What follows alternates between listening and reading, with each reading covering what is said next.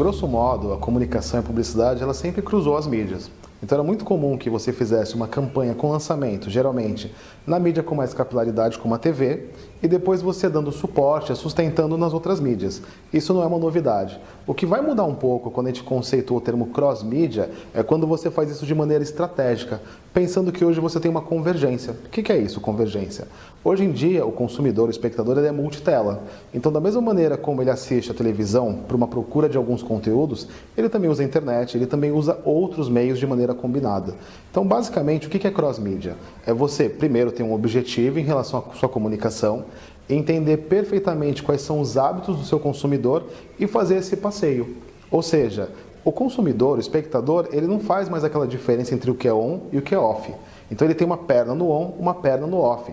Elas coexistem. E com a cross-mídia, com a estratégia de cross-mídia, você consegue fazer um mesmo conteúdo, ele passear por meios diferentes, por mídias diferentes, e você faz esse jogo de cruzar as mídias, de levar o consumidor, o espectador, de uma mídia para outra, aprofundando tanto a experiência dele quanto a compreensão. Então, basicamente, é você ter uma mesma informação, então o conteúdo ele não muda, ele é adaptado para os diferentes formatos, ele vai se valer da potência, da característica daquela mídia, se a mídia é on ou se a mídia é off, mas ele constrói então uma narrativa que é linear, é a mesma narrativa, passeando pelas diferentes mídias.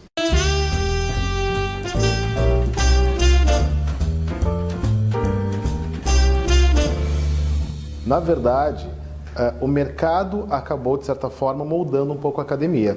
Então, antes você tinha uma formação mais tradicional dos profissionais com mais tempo de casa, vamos chamar assim, geralmente offline. E você tinha alguns profissionais que já foram se formando e atuando no online. Então, era muito comum em agência você ouvir a seguinte frase: chama o pessoal de on, chama o pessoal de off. Hoje em dia isso não cabe mais dentro de uma agência ou dentro de um prestador de serviço. É preciso que você entenda que se o consumidor não faz essa falsa dicotomia que a gente chama, ele não diferencia on e off, você na sua formação profissional também não deve diferenciar. Então, primeiro de tudo, há uma sociedade digital, há uma cultura digital. E essa cultura digital, ela vai convergir para onde? Para a conveniência do consumidor, para a conveniência de quem nos assiste, nos compra, enfim. Então, na verdade, o profissional hoje em dia de comunicação, o profissional de agência, ele precisa ter então essa compreensão de que a vida ela é inline, ela não é mais on e não é mais off. Antigamente você combinava com a pessoa, que horas que você entra no MSN? Você não combina mais, primeiro porque não tem mais o MSN, mas você não sai mais do online, você permanece conectado no online. Então, isso fez o quê? Fez com que aquela formação do profissional de comunicação, do marketing, que era diferenciada, aqui eu tenho uma galera de on, aqui eu tenho uma galera de off, que ele tivesse que juntar esse conhecimento, porque de fato é assim que a vida ocorre.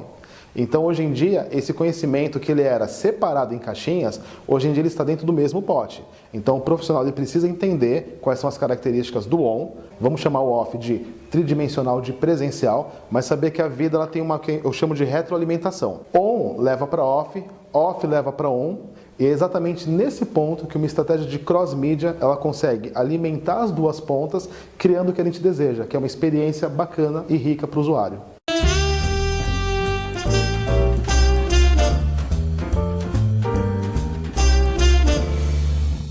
Essa confusão, existe uma confusãozinha no mercado em relação a cross-mídia e transmídia, porque de fato eles se parecem.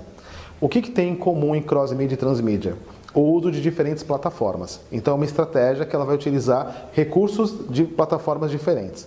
A diferença sutil que ela existe é que na narrativa cross-mídia, o conteúdo ele é sempre o mesmo. Então numa narrativa cross-mídia, você tem um conteúdo que ele é adaptado para os meios, ou seja, cada meio tem sua característica de formato, um meio ele tem interatividade, o outro não tem, mas eu tenho não a adaptação do conteúdo em si, a narrativa é a mesma, eu tenho uma adaptação para os formatos e cada formato entrega aquilo que ele tem de melhor. Isso é cross-mídia. Na narrativa transmediática é diferente. Eu tenho o que eu chamo de conteúdo mãe, eu tenho um núcleo ali da história da narrativa, mas para cada mídia que eu vou utilizar, a história vai mudando. Ela vai fazendo um 360, ela vai mudando para que o consumidor, para que o espectador possa fazer um passeio pelas diferentes mídias para voltar para o ponto original. Então, na narrativa cross-mídia, a gente não muda, não se cria uma coisa nova, não se cria um conteúdo novo.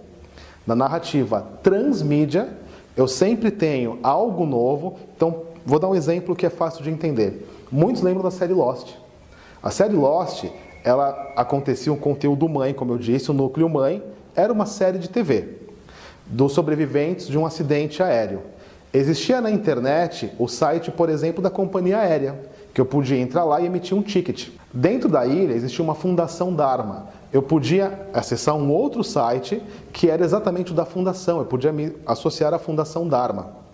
Existia os mobisódios, que eram episódios de 30 segundos para mobile, ou seja, para celular, que eles iam pegar sempre uma característica não explorada na série, algum personagem um pouco mais secundário que você não tinha muito acesso e trazer para lá. Então, na transmídia, eu vou explorando novas possibilidades, eu vou expandindo o conteúdo e criando coisas novas. Na cross-mídia, não. Eu tenho o mesmo conteúdo que ele é retroalimentado, ou seja, ele vai para lá, ele vai para lá, ele é cruzado, mas sempre mantendo o mesmo núcleo, a mesma narrativa.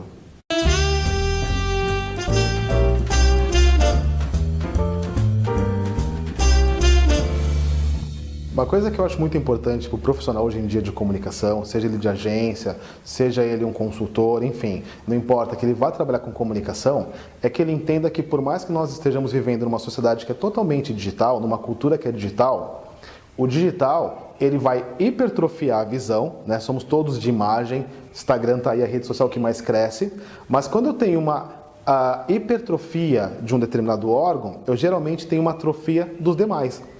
É muito importante sempre lembrar, para nós que somos de comunicação, que a comunicação ela começa e termina no corpo.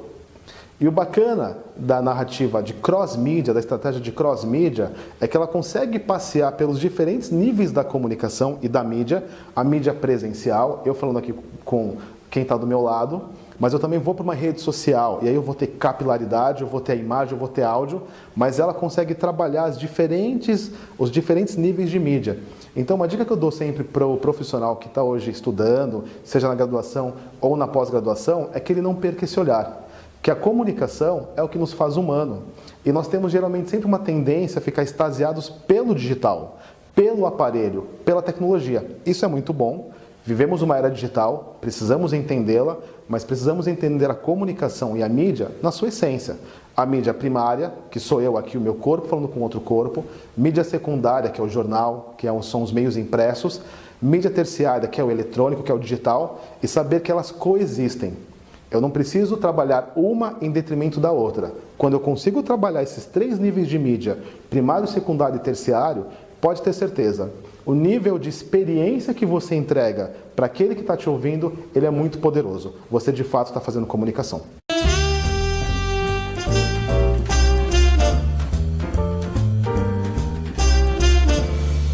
Sustentare Escola de Negócios.